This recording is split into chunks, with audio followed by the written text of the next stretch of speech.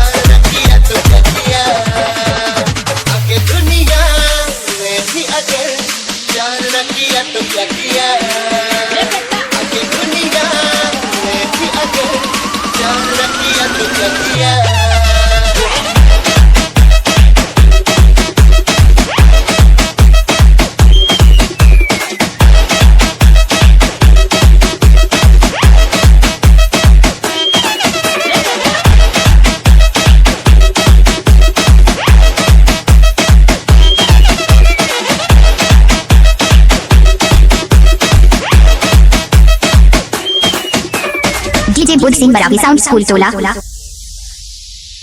किरिस का सुनेगा गाना। किरिस का सुनेगा।